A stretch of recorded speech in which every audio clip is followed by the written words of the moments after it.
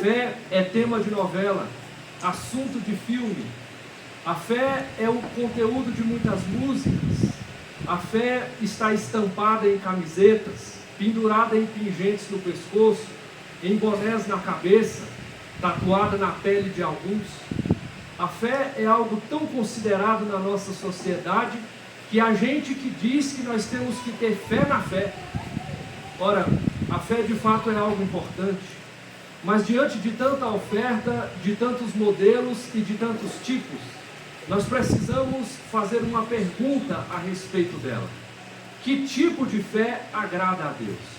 E por que essa pergunta? Além do fato de que há muitos tipos sendo oferecidos, nós temos que considerar o fato, como lemos agora há pouco, dirigidos pelo presbítero Adenilson, que está registrado no livro de Hebreus, aos Hebreus, na carta aos Hebreus, que sem fé é impossível agradar a Deus. Na semana passada tivemos a oportunidade de abordar um pouco a respeito desse tema, o papel fundamental que a fé tem na nossa vida, na busca pela sabedoria. Tiago disse: nenhum homem peça sabedoria a Deus desconfiando, estou parafraseando o texto do apóstolo, ninguém desconfie de que Deus é poderoso para fazer aquilo que ele disse que pode fazer, se ele quiser fazer. Então, este homem que tem fé, precisa ter fé, mas não uma fé titubeante, ou seja, uma fé trêmula, pálida, uma fé desidratada, uma fé anêmica, mas precisamos ter uma fé robusta, uma fé forte, uma fé que aos olhos de Deus é aprovada, porque uma vez aprovados diante de Deus, o benefício será todo nosso. E então nós recorremos a este texto que está no Evangelho segundo Mateus, porque este texto fala precisamente a respeito disso. Jesus teve aqui o diálogo com uma mulher. E esta foi uma das poucas vezes em todas as páginas das Escrituras, ouça bem isso, uma das poucas vezes em que Jesus, Deus encarnado, elogiou a fé de alguém. Quando nós olhamos para o texto paralelo, que está lá em Mateus capítulo 15, versos 21 a 28, é precisamente esta expressão que fica marcante naquele texto. O fato de que Jesus disse para aquela mulher que aquele modelo de fé era precisamente o que ele esperava para o seu povo. Curioso o fato, porque esta mulher não era judia, esta mulher não estava inscrita na lista daqueles convencionalmente chamados de povo de Deus, era uma gentia, morava para além das fronteiras de Israel e estava alijada, estava distante do Deus do céu, o Deus Trino. Mas por modo impressionante, a sua fé causa no autor da fé motivo de elogio. Então, nós precisamos entender que tipo de fé esta mulher tinha, porque se ela foi elogiada por sua fé, nós também queremos ser elogiados pela nossa. Se esta mulher tinha uma fé que servia de modelo, então nós temos um modelo para a nossa fé. Se Jesus disse que aquele é o jeito certo de ter fé nele, então nós precisamos ter coragem de abrir mão de algum modo ou algum jeito errado que nós tenhamos assumido, para então assumirmos o modelo certo e sermos também aprovados pelo autor e consumador da fé. Uma fé que agrada a Deus é a fé que este diálogo revela. Portanto, a pergunta é: que tipo de fé agrada a Deus? E a resposta vem logo no começo do texto. O texto sagrado nos diz que esta mulher, verso 25, foi a Jesus por uma razão. Observe comigo no texto. O texto diz que a mulher foi a Jesus porque uma motivação estava no seu coração. Ela tinha uma meta, um objetivo muito claro. E o objetivo dela não era pedir a respeito de si mesma. Ela não foi rogar em causa própria. Veja, o texto diz que ela foi por alguém. A pergunta é por quem? Por sua filhinha. E filhinha aqui está no diminutivo, porque trata-se de uma criança mesmo muito jovem. Na cultura judaica, quando um jovem tem 12 anos e um dia, ele é considerado adulto. É assim que Deus vê o homem que ele criou. Portanto, qualquer pessoa que tenha 12 anos e menos que isso, é uma criança. Mas esta é menos que uma criança próxima à idade adulta. Ela é uma criança muito jovem. É filhinha, porque ainda era muito pequena. Talvez a sua idade esteja em torno dos 3 aos 6 anos, dizem alguns estudiosos. O fato é que nós estamos diante de uma cena que é aterradora. Eu preciso que você reconstrua esta cena na sua mente. Esta mulher tinha uma filhinha que era o recipiente de ninguém menos do que do demônio. Ela era o invólucro daquilo que vem das trevas. Ela estava suja, impura, porque o mal habitava não fora, mas dentro daquela criança. E você deve imaginar o que isso implicava naquela situação. Você deve imaginar que uma criança possessa de demônio não deve ser uma criança convidada para festas de aniversário, não é verdade? Uma criança possessa de espírito imundo não deve ser uma criança que as famílias vizinhas têm o prazer de tê-la no convívio com seus próprios filhos. Aquela mãe precisava amargar a condição de que a sua filha era indesejada por toda parte, era temida. Ela não era objeto de alegria como são as nossas pequeninas crianças, que felizmente estão aqui no culto e nós ouvimos a sua voz, olhamos e vemos a sua face. Não, aquela criança é pavorosamente indesejada por toda a sua sociedade. Nós também nos perguntamos por que o texto não fala a respeito do pai da criança. E muitos estudiosos fazem coro ao dizer que possivelmente este homem tenha abandonado a sua família, como era o costume da época. Porque um pai que tem uma filha, já naquela cultura, era motivo de ter alguma insatisfação. Mas um pai que tem uma filha cheia de espírito imundo, tem algumas razões na sua mentalidade humana para abandonar tanto ela quanto a mãe. Naquela sociedade eram considerados malditos aqueles que estavam nesta condição.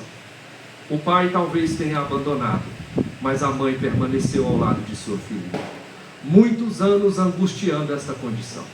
Muitos anos amargando a tristeza de ver aquela preciosidade que é o fruto de suas próprias entranhas sendo objeto de escárnio e de pavor para a sociedade.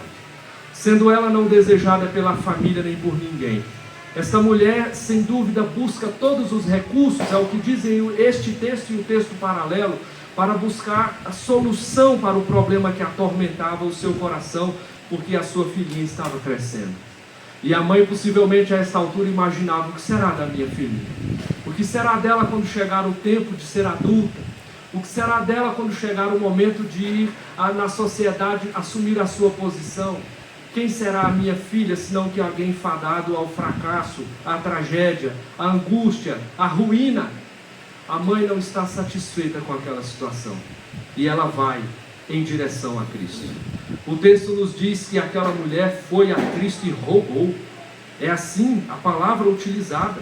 O texto nos diz que ela não apenas pediu a Jesus frouxamente, mas se você observar comigo o final, ou melhor, o começo do verso 26, diz o texto que a mulher rogava-lhe a Cristo que expelisse de sua filha o demônio. E a palavra rogar tem um significado muito importante.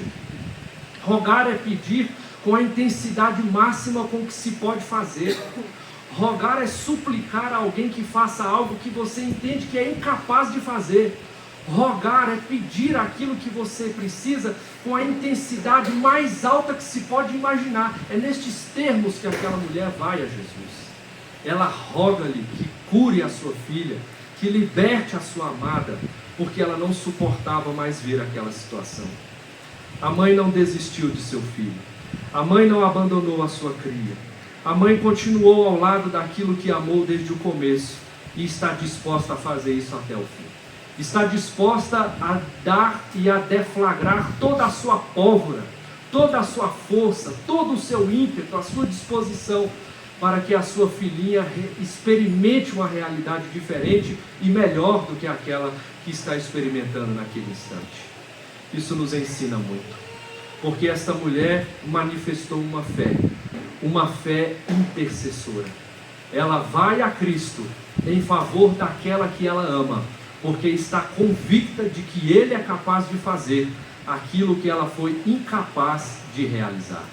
Então a pergunta que nós fizemos é: que tipo de fé agrada a Deus encarnado, a Jesus? E a resposta é uma fé intercessora. Aquela mulher tem no seu coração uma disposição que nós não podemos entender que tenha outra origem, senão que o Pai das luzes, o alto, ela vem de Deus. A disposição do coração daquela mãe não é algo que brota naturalmente no ser humano, é algo que vem do alto, porque ela está disposta a fazer tudo o que é necessário para ver transformada a realidade daquela que ela ama. Este amor é um amor que vem de Deus. Deus nos ensinou que Ele ama o homem deste jeito. Deus nos ensinou que o seu amor por cada um de nós que aqui está é desta natureza. É um amor altruísta. E o que significa o amor altruísta? Altruísta é um amor que é manifestado por alguém em favor de outro, sem que o outro tenha algo à altura para oferecer em troca.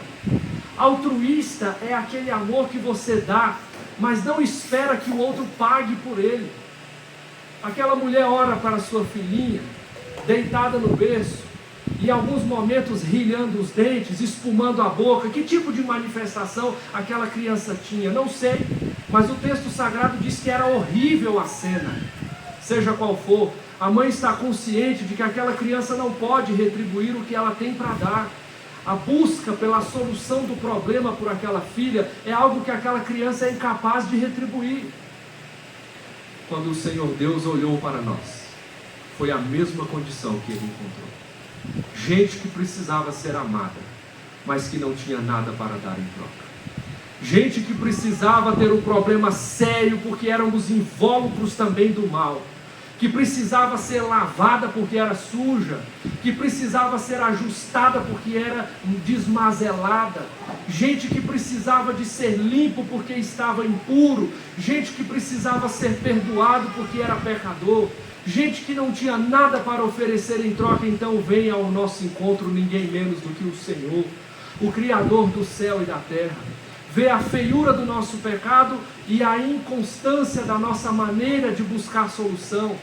Vê a nossa maneira feia de tentar cobrir a nossa vergonha, como foi no caso de Adão, nosso pai, e resolve o nosso problema. Dá para nós aquilo que nós jamais seremos capazes de alcançar sozinhos. Resolve o nosso problema.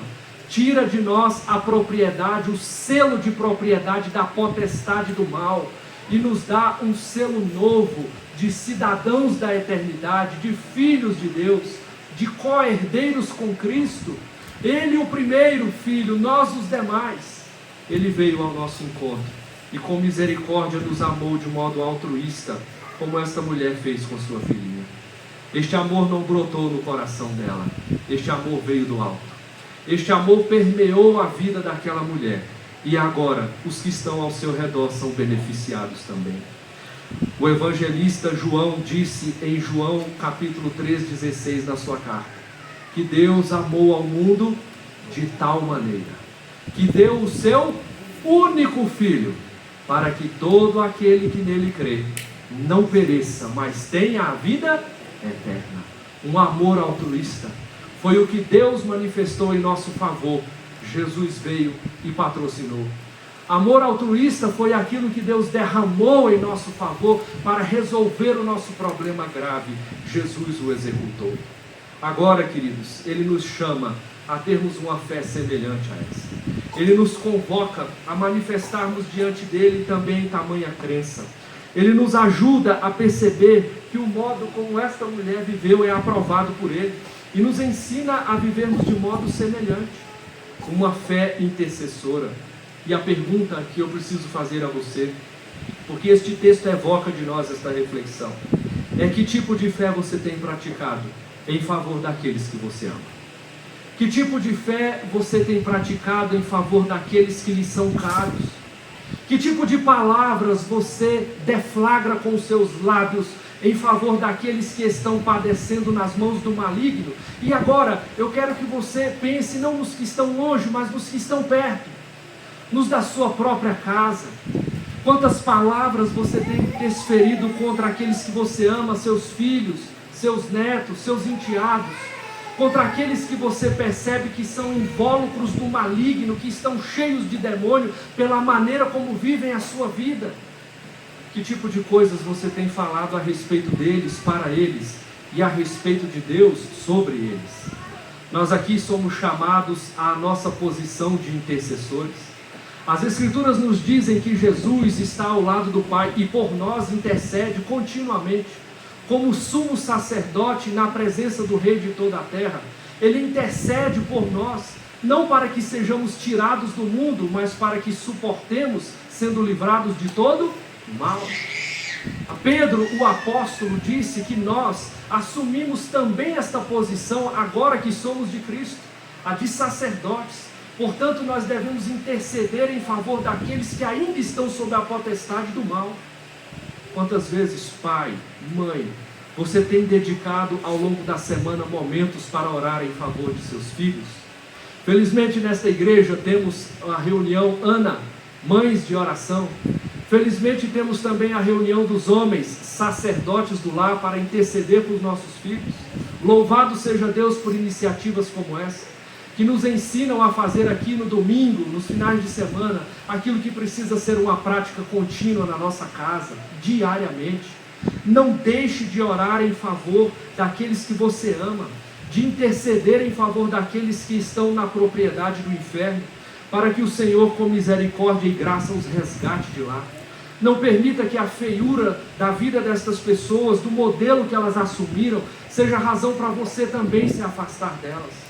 Elas já estão longe demais de Deus. Não seja o próximo a olhar para elas com nojo, com desdém, com insatisfação, com frustração. Eu sei que nós teremos que lutar contra estes sentimentos. Quando nós olhamos para os nossos filhos, a quem dedicamos tempo, recursos e tudo mais que foi necessário para que eles se tornassem homens, mulheres, gente digna diante do Senhor, a gente fica frustrado quando vê eles distantes, não é verdade? A gente fica frustrado quando os vê sapatearem sobre aquilo que nós ensinamos a eles que era valioso e caro. A gente fica triste quando vê eles desprezarem a fé que receberam dos nossos lábios e com o nosso modelo. Mas não seja você o próximo a abandoná-los. Lembre-se de que você é sacerdócio real. Lembre-se de que você foi comissionado pelo Cristo que te salvou para ser aquele que aponta o caminho para o pecador, aquele que está longe do Senhor, que precisa de salvação. Ore por eles, ore sistematicamente por eles, ore diariamente por eles, persevere na oração por eles, porque eles precisam de você. Comece pelos de sua própria casa, mas não pare por aí, porque tem alguém lá no seu trabalho que também está nessa condição.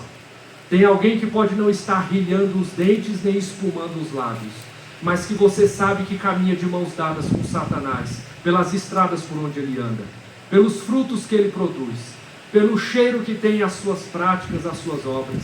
Tem cheiro de enxofre, a sua jornada está marcada por perdição. Tenha misericórdia deles, clame por eles. Não seja mais um dos que fazem coro para falar mal deles para os outros. Fale deles para o Senhor, clame em favor deles diante do Senhor. Mesmo que eles desprezem as suas palavras, lembre-se, as suas orações são ouvidas porque Cristo pavimentou a estrada para que você pudesse estar diante do Pai, na sala do trono, intercedendo em favor daqueles que estão sob a potestade do maligno. Comece pelos da sua própria casa, avance por os do seu trabalho, avance para a sua vizinhança e não permita que aqueles que estão no seu convívio, os que cruzam o seu caminho ao longo da semana, continuem na sua condição de perdição. Feche os seus olhos onde você estiver, ore pelos que estão perdidos e que você encontra no metrô, no ônibus, caído nas calçadas. Dê para eles mais do que um pão ou um café, dê para eles uma oração diante do Senhor, que sabe o nome deles, que conhece a sua história. É possível que Deus, com misericórdia e graça, faça da sua oração uma realidade e os liberte. É possível isto. Considere estas coisas, porque o tipo de fé que agrada a Deus é uma fé intercessora. Você pode repetir isso comigo? A fé que agrada a Deus é intercessora. Em segundo lugar, que tipo de fé agrada a Deus? Nós olhamos outra vez para o diálogo. E percebemos que esta mulher foi a Cristo de uma maneira diferente do que é comum. Veja, esta mulher é gentia. Esta mulher mora fora das fronteiras de Israel. Isto quer dizer que ela fala outra língua, quer dizer que ela pratica outra fé, quer dizer que ela tem outra cultura e outros modos de viver a vida. É verdade que Tiro e Sidom ficam tão próximos de Israel quanto o Paraguai e a Argentina estão próximos de nós, muito próximos, na fronteira. Mas se nós olharmos para os paraguaios e os argentinos, há muitas coisas que nos distinguem, não é verdade? Semelhantemente acontecia com eles. Os habitantes de Tiro e Sidom tinham um modo diferente de viver, uma fé diferente que se praticava, uma estrutura social diferente da que temos ouvido nas páginas da Escritura quando falam a respeito do povo hebreu. Não obstante, aquela mulher vem a Cristo e age de modo diferente do que toda a sua cultura esperava que ela tivesse feito. Ela rompe barreiras culturais. A primeira destas barreiras é uma barreira social. Observe comigo no texto. É muito claro aqui, no final do verso 24, que Jesus não estava para visitas. Concorda comigo? Veja comigo no texto. Diz assim o final do verso 24, que Jesus, tendo entrado numa casa, leiamos juntos, queria que ninguém o soubesse. No entanto, não pôde ocultar-se. Ele não queria receber visitas. E Jesus tem direito de não querer receber visitas. Você e eu também. Nem sempre a gente está preparado para isso, não é verdade? Às vezes as coisas não estão muito em ordem como você gostaria. As esposas muito zelosamente gostam de ter a casa perfumada, limpa, os móveis em ordem, aquele paninho especial sobre a mesa e o tapete também na porta. Gostam de ter as coisas em ordem, mas nem sempre isso está pronto, não é verdade? Nem sempre a gente quer receber visita. Por alguma razão que não está aqui registrada, seguramente porque ela não é o foco, Jesus não estava pronto para receber visitas naquela noite. Não obstante, o fato dele estar dentro de casa com porta fechada não foi para aquela mulher suficiente para detê-la do lado de fora. Ela tinha um objetivo, ela tinha uma meta, ela tinha a vontade de ver uma realidade ruim transformada. Então ela rompe a barreira social. Ela era mulher, ele homem. Ela gentia, ele judeu. E os judeus, você sabe, são gente muito sistemática. Gostam das coisas conforme os protocolos. Mas ela rompe os protocolos. Porque a causa que move o seu coração é muito maior do que os protocolos podem conter. A causa que move o seu coração é muito mais forte do que o modus operandi da época pode comportar. O amor que move o seu coração é de natureza altruísta e ela quer conquistar aquilo que ela sabe que é necessário, a libertação para sua filhinha. Ela rompe a barreira social. Sendo mulher, vai a um homem, bate na porta. Os discípulos tentaram de tudo para impedi-la, diz o texto em paralelo. Disseram que ela estava já incomodando, que Jesus despedisse ela de uma vez. Eles também parece não estavam muito preparados para receber visita. Não obstante isso, ela rompe uma barreira social, mas não é tudo. Ela também rompe uma barreira cultural. Observe comigo que o evangelista Marcos faz questão de dizer no verso 26 que esta mulher era grega. E isso quer dizer muito. O que isso significa? Grego não quer dizer que você tenha necessariamente nascido na Grécia. Neste contexto é muito mais provável que signifique que aquela mulher carrega na sua maneira de viver a cultura grega. E isso é coisa importante. Assemelha-se ser chamado de grego nesse tempo a ser chamado na nossa época de americano, ou de uma pessoa bilíngue, uma pessoa que é capaz de falar e compreender, comunicar-se, portanto, na língua que é internacional. Você sabe, na nossa cultura, quem fala inglês está numa boa posição, é capaz de compreender, de comunicar-se, de falar, de ter oportunidades e acesso a coisas que nós, que apenas falamos um idioma, não teremos a mesma oportunidade. Portanto, esta mulher, neste momento, nós entendemos, ela sai daquela posição de uma pessoa simples da sociedade e alcança agora um patamar diferente. Nós podemos chamá-la de uma pessoa douta, de uma pessoa culturada, de uma pessoa de intelecto elevado. Percebe com quem estamos aqui lidando? Com alguém que estava para além da sociedade porque tinha uma posição de proeminência. Não obstante isso, esta mulher vai a Cristo. E a pergunta é por quê? Por que um americano vai a Cristo? Por que uma pessoa que fala inglês vai a Cristo? Por quê? Se ele sabe, tem acesso a informações que os demais não têm, consegue buscar informações sobre a cura, sobre a doença, sobre os problemas nas fontes mais iluminadas da terra, por que esta pessoa precisa ir a Cristo? A resposta me parece muito simples, porque isso não foi o suficiente para resolver o problema que ela tinha. Nem toda a sua cultura, nem toda a sua linguagem, nem toda a sua proeminência social, nem todas as suas habilidades adquiridas, nem de toda a sua cultura elevada, foi capaz de dar respostas e solução para o grave problema que ela tem, uma filha possessa de demônio.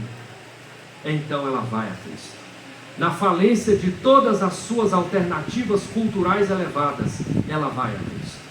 E com isto, ela nos ensina um caminho também. Ela nos mostra que há muitas coisas para as quais nós não temos solução, nem na nossa cultura, nem na mais elevada que há na face da terra. Ela nos mostra que a realidade é esta. Há muitas questões para as quais nós não temos alguém que possa nos ajudar, alguém de carne e osso que possa o nosso problema, solução para ele dar. É neste momento que nós temos que compreender que Cristo está nos chamando, nos dando a oportunidade de, como ela, corrermos para Ele e rogarmos a Ele aquilo que nada mais nesta sociedade foi capaz de fazer por nós. Quem é capaz de mudar o coração de um homem aqui? Erga a sua mão. Quem é capaz de transformar o coração de alguém? Quem é capaz de libertar alguém de demônio? Quem? Absolutamente ninguém. Não eficazmente, não definitivamente, não eternamente. Ela vai a Cristo, porque a fé que agrada a Deus está sendo contada nesta história. Ela é um instrumento de Deus que serve para nos ensinar um caminho novo e excelente. Uma fé que agrada a Deus é, em primeiro lugar, intercessora. Em segundo lugar, é uma fé humilde. Uma mulher que rompeu barreiras sociais. Uma mulher que rompeu a barreira cultural e que finalmente rompeu a barreira religiosa. Porque a fé do povo de Tiro e Sidom não era a fé no Deus do templo de Jerusalém. A fé de Tiro e Sidom não é uma fé em um Deus uma religião monoteísta, isto é, que tem um Deus só. É uma fé politeísta, uma fé tão absurda, uma fé tão feia, que era praticada pelos habitantes de Tiro e Sidom, os fenícios. Ela é aqui chamada de Fenícia, lembra disso? Porque anteriormente ao Império Romano tomar conta do mundo, aquela região, Tiro e Sidom, era chamada de Fenícia. E isto é terrível, porque significa que a fé que se praticava lá era a fé dos fenícios, que tinha basicamente dois deuses, um chamado Baal, o outro chamado Moloque. Um Deus que exigia como sacrifício crianças. Há estudiosos que chegam a afirmar que esta mulher possivelmente tenha tido a sua filha em um destes rituais, porque não raramente, quando as crianças eram levadas à presença de Moloque, voltavam de lá possessas de demônio, porque aquele era um ritual absurdamente inaceitável. Roma, que quase nunca proibiu coisa nenhuma em matéria de religião, proibiu que a religião dos fenícios fosse praticada. Imagine você, Nero, Calígula, Cláudio, Augusto, todos eles dizendo: não pratique esta religião dentro do nosso império. Ela é feia, porque as crianças eram mortas nas mãos de um deus estátua, cuja cara era de boi, e saía fogo de suas narinas para consumir as vítimas infantes diante dos olhos de uma plateia ensandecida. Os textos paralelos e históricos nos dizem que o som dos tambores ofuscava os gritos de horror das crianças, enquanto seus pais dançavam ao redor daquela festa imunda. Jezabel, a sua antecessora, conterrânea desta mulher, praticante desta religião pútrida, ensinou em Israel a mesma coisa e terminou comida de cães. porque Deus disse que não queria isso sendo praticado na face do mundo que Ele criou. Uma religião de sacrifícios, uma religião feia, que nos mostra que nem todos os caminhos levam a Deus, que nos mostra que este tipo de coisa é inaceitável diante do Senhor. Ela rompe com a sua religião e nos ensina a romper também com qualquer tipo de religião que você que está aqui nesta noite tenha praticado, e que seja inaceitável diante do Senhor, por causa da feiura dos sacrifícios que lá são praticados, por causa do horror do que se faz ao redor das fogueiras e ao som de tambores. Ele nos ensina um caminho de fé verdadeira e robusta, que é poderosa e eficaz para lidar contra esses tipos de possessão que outros demônios não são capazes de libertar. A gente que pensa que para libertar alguém de um demônio precisa ir na religião umbanda, que precisa ir na religião de matriz africana para pedir a outro demônio que a liberte do demônio que ali está, este caminho é inaceitável, ineficaz. É preciso romper com estas barreiras para compreendermos que o Deus do céu tem um caminho novo e perfeito para todos nós. Em Cristo Jesus está a libertação de que nós precisamos. E é interessante algo aqui. Jesus em nenhum momento pediu que a mulher apresentasse uma camisetinha da menina. Muito menos Jesus pediu uma foto dela, ou um desenho, ou algo assim. Jesus também não deu para aquela mulher um punhadinho de sal para que ela jogasse na criança, ou um frasquinho de água benta. Nada disso está presente no texto. Ele está nos ensinando algo disso, que na sua palavra há muito mais poder do que em quilos de sal grosso, do que em qualquer quantidade, ainda que fosse um mar engarrafado e chamado de Bento. Ele está nos ensinando que há muito mais poder nas suas palavras, porque basta que Jesus diga uma palavra para o inferno dar ré. Basta que Jesus diga uma palavra para que todos os demônios tenham que marchar em retirada. Basta que Jesus diga uma palavra, e não importa o tempo que a possessão durou, a feiura que ela manifestou e os resultados tristes que ela causou, para que tudo seja diferente dali para frente. Mas é preciso que aquele que clama por esta libertação seja humilde, porque ela não falou com Jesus de pé. O texto nos diz que esta mulher, verso 25, última linha, como ela estava? Como ela estava? Prostrou-se aos pés. Um diálogo de joelhos. Jesus de pé, ela de joelhos. E esta cena combina com algo que era muito conhecido na terra, naquele tempo especialmente. Quando o rei chega, os súditos se curvam. Quando o rei chega, os súditos se colocam de joelhos. É a posição mais adequada para estar. Ela sabe que está diante de alguém muito importante. Sabe, há algo interessante aqui. Talvez você esteja esperando que em algum momento nós fiquemos aqui de pé e demos uma salva de palmas para ela. Talvez você pense assim: esta mulher tem que agora ser aplaudida pelo que aconteceu. Veja que linda esta cena, ela de joelhos, Jesus de pé, ela rompendo barreiras e humildemente falando com ele. Ela foi até ele. Parece que a história é um pouco diferente disso. Porque, veja uma coisa que nós temos de considerar neste caso. Ela está diante de Jesus, mas ela ouviu falar de Jesus em outra ocasião. Ela está diante de Jesus porque ela sabia quem Jesus era. Sabia disso? O texto aqui não contou, mas eu com você podemos voltar algumas páginas na nossa Bíblia, sem desmarcar aí onde estamos, porque nós precisaremos voltar. Se você voltar um pouquinho comigo no capítulo 3, do mesmo Evangelho segundo Marcos, e olhar comigo para os versos 7 e 8, nós vamos descobrir algo muito interessante aqui. Façamos esse exercício. Diz assim o texto: retirou-se Jesus com os seus discípulos para os lados do mar. Seguia-o da Galileia uma grande multidão, também da Judeia, de Jerusalém, da Idumeia, da além do Jordão e dos arredores de onde? De Tiro e de uma grande multidão, sabendo quantas coisas Jesus fazia, foi ter com quem? Então, na terra de Tiro e Sidom, vamos voltar para o texto anterior agora, a turma sabia que aquele Jesus que estava hospedado naquela casa era aquele que operava milagres. Então ela não foi bater numa porta aleatória. Ela não foi na casa de um xamã que alguém disse que pode resolver um problema. Ela não foi na casa de mais um curandeiro profissional ou amador. Ela foi na casa de Jesus Cristo, o Senhor, porque ela sabia quem Ele era. As pessoas de lá sabiam quem Ele era. E é maravilhoso ver o movimento do ímpio na direção do crente.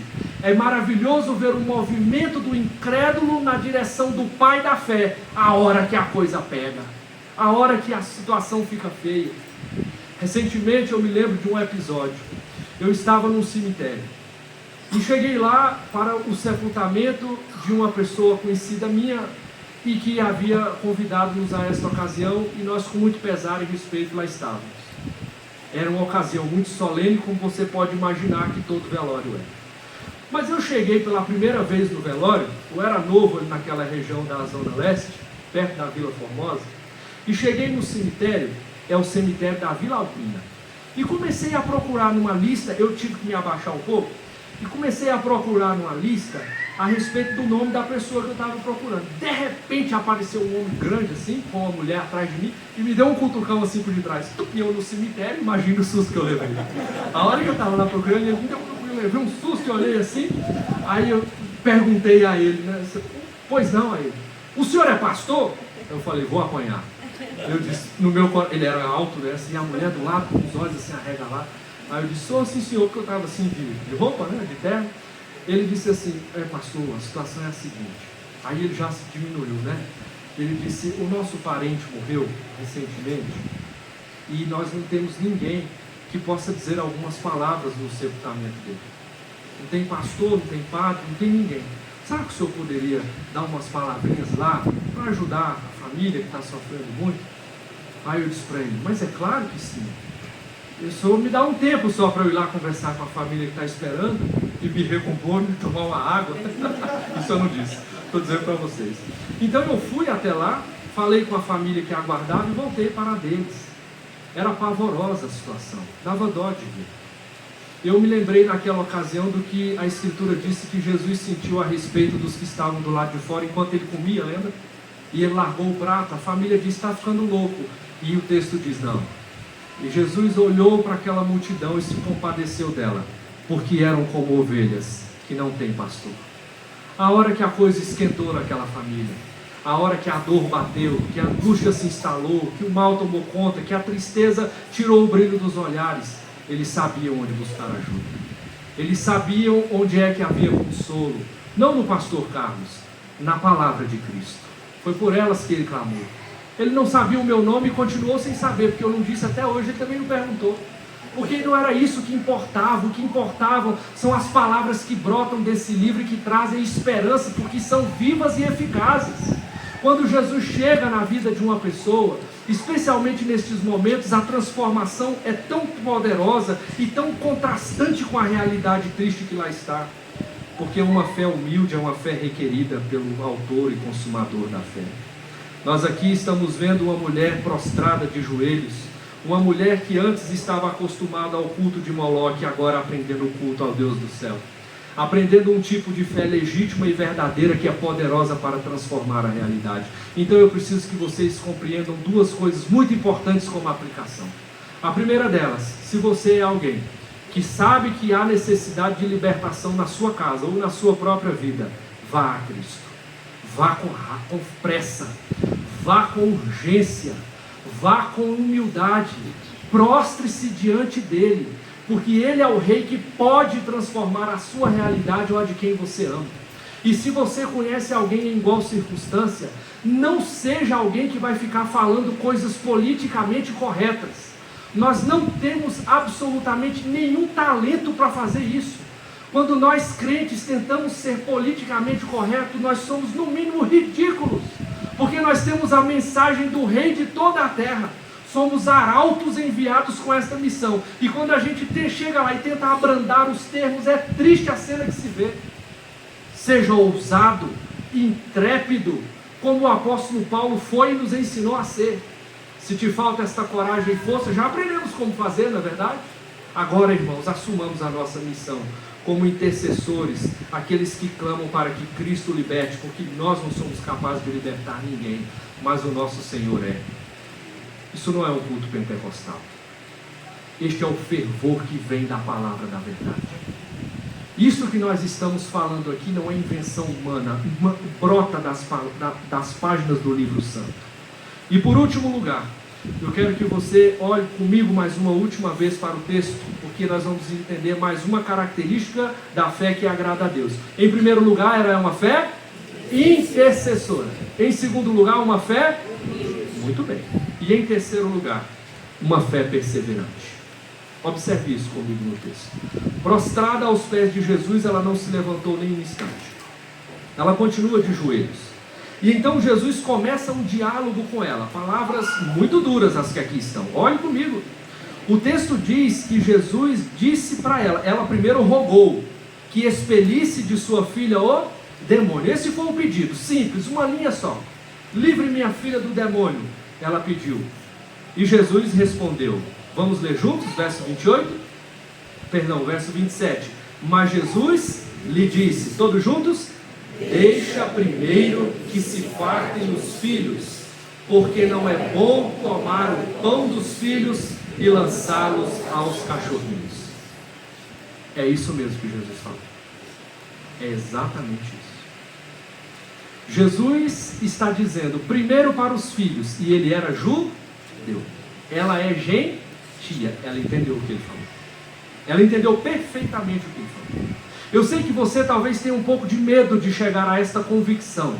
Qual? A de que Jesus a chamou, não apenas a ela, mas também a sua filhinha de cães. Foi o que ele disse. Talvez alguém pense, foi truculenta a palavra de Jesus, foi grosseira.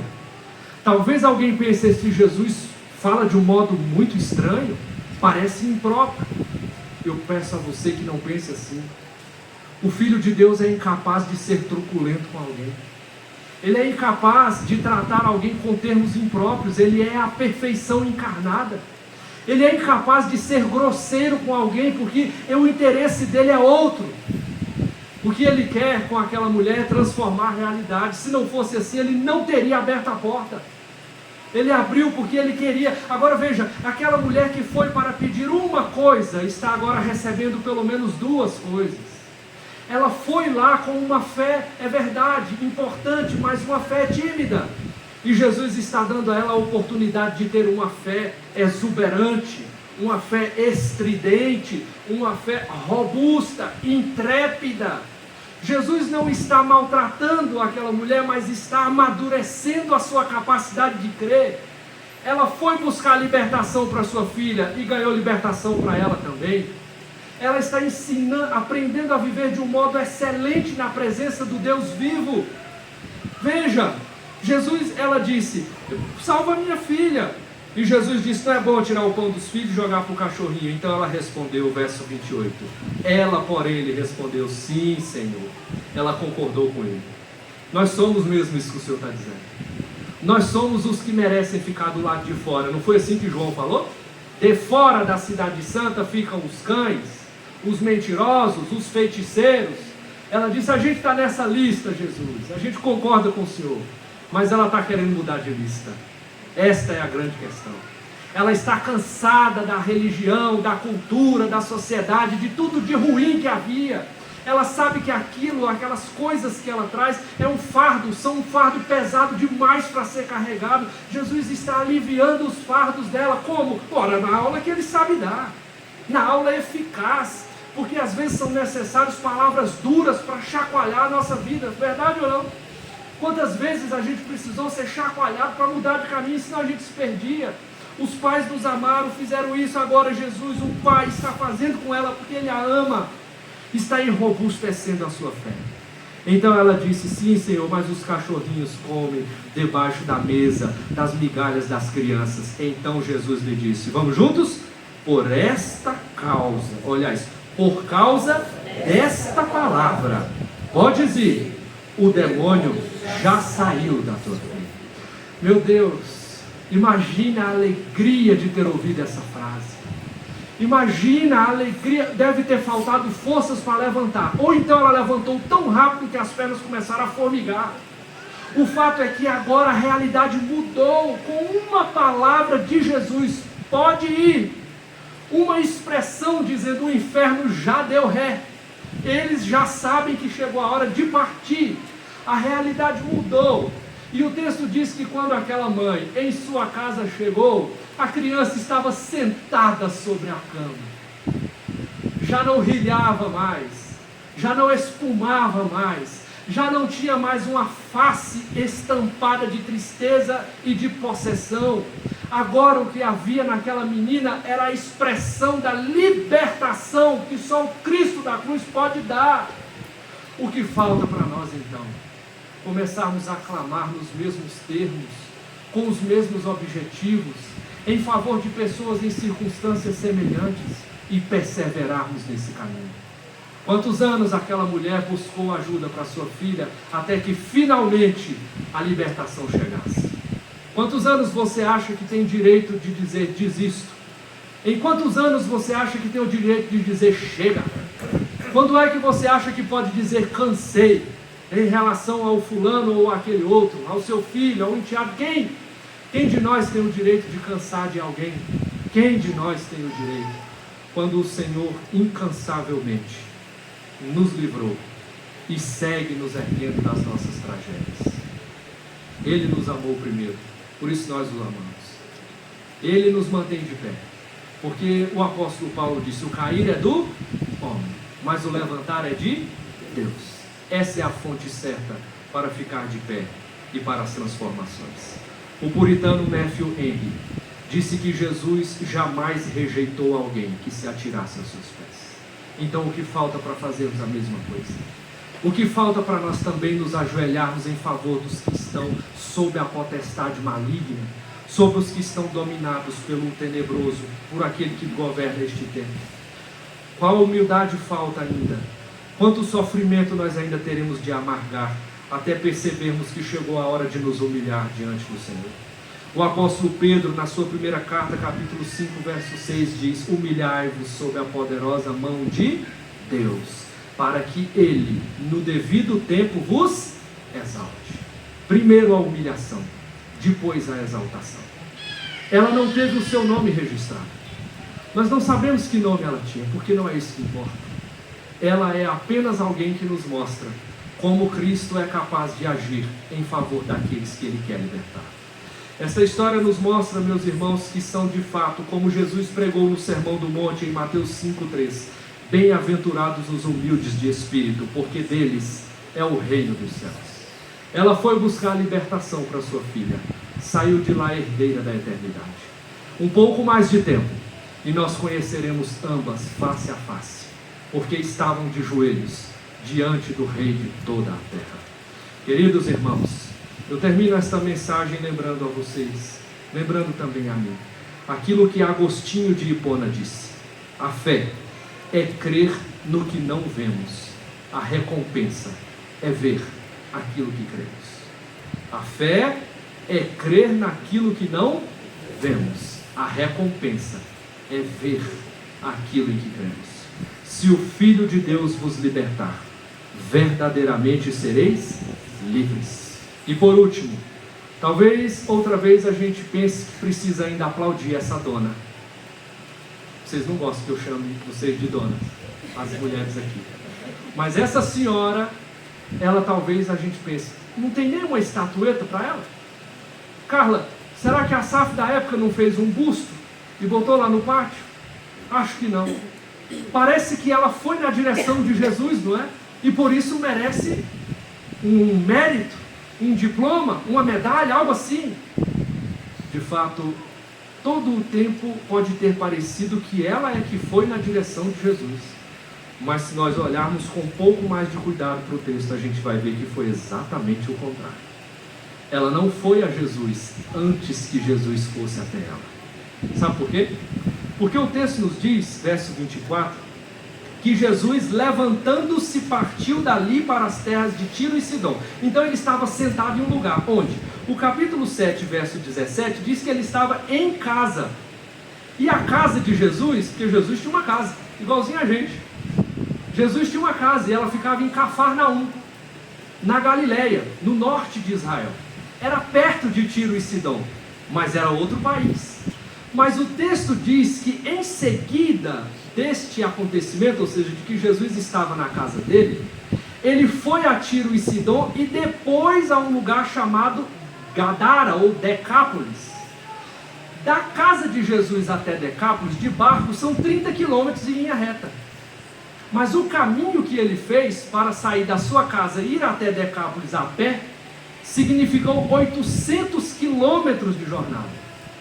Você deveria se matricular num curso desses de geografia e arqueologia bíblica, porque essa ciência tem muito a nos ensinar sobre o nosso Salvador. Agora veja, 800 quilômetros foi o caminho que Jesus optou, quando ele poderia ter feito a mesma jornada em 30 quilômetros. A pergunta é por quê? Porque ele queria se encontrar com ela. Ele foi na direção dela, antes que ela fosse na direção dele. Todo este episódio que nós descrevemos aqui aconteceu porque Jesus queria libertar uma filha e salvar a sua mãe. Jesus foi ao encontro dela antes que ela fosse ao encontro dele. E por que eu estou dizendo isso? Porque talvez você tenha pensado que você veio aqui esta noite por seus próprios méritos. Talvez você ache que o que te trouxe aqui foi suas pernas, e antes dela a sua vontade, a sua disposição. Você precisa saber que antes de você querer e executar este encontro com Jesus, Ele queria que você estivesse aqui. Porque se não fosse assim, você aqui não estaria. Ele queria que você ouvisse essas palavras e não quem faltou. O encontro que ele queria ter era com você. Portanto, agora lhe cabe tomar essas palavras, apropriar-se da bênção que ela significa, colocar essas coisas em prática. Porque a fé que agrada a Deus é uma fé intercessora, é uma fé humilde e uma fé perseverante. Que Deus nos abençoe.